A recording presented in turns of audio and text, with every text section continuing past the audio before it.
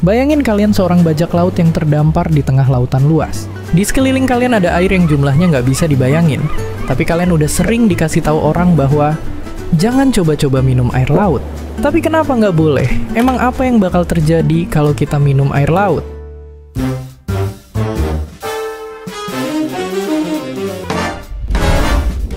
Semua gara-gara air laut itu, ya asin banget. Bayangin kalian minum segelas air yang dicampur sama garam sebanyak 1 sendok teh penuh. Kebayang asinnya?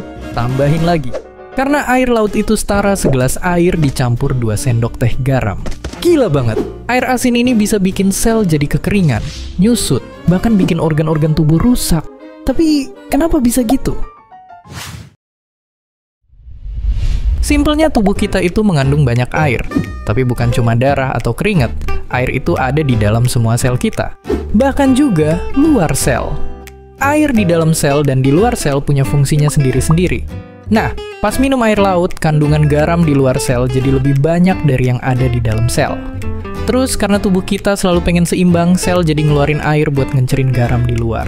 Dan kalau udah gini, organ yang bakal kerja rodi buat bersih-bersih adalah ginjal.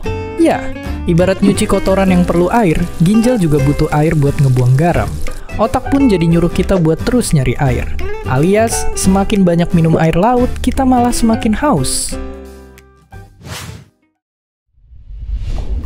Dan bahayanya nggak cuman itu, laut juga jadi tempat tinggal para makhluk kecil, salah satunya alga beracun. Ya, kadang ada laut yang sampai ngalamin ledakan populasi alga dan ngeracunin airnya.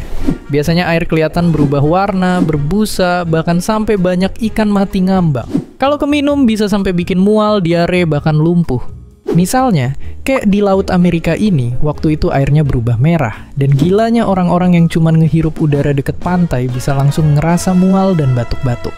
Oke, semuanya tadi kedengeran serem banget. Tapi kalau gitu, apakah seluruh air laut yang melimpah ini beneran nggak bisa kita minum?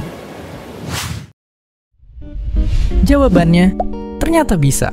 Teknologinya udah ada. Misalnya, Arab Saudi itu pakai penyaring super tipis dan manfaatin panas untuk bisa misahin garam dan kuman dari air laut. Dalam setahun, air olahan mereka bisa cukup buat ngisi 1000 piramida.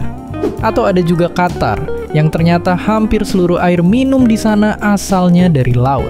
Meski emang karena prosesnya boros energi, air yang dihasilin dari cara ini biasanya harganya mahal dan kurang ramah lingkungan.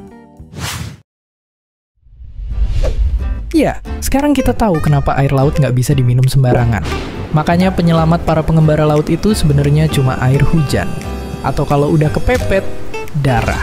Misalnya yang pernah kejadian sama paman satu ini. Kapalnya karam karena perang. Dia bisa bertahan berbulan-bulan di laut cuma dengan minum air hujan dan darah hewan. Atau bahkan air urinnya. Jadi mungkin video ini bisa ngingetin kita untuk ambil gelas dan rasain nikmatnya air yang nggak dikasih 2 sendok teh garam. Dan seperti biasa, terima kasih.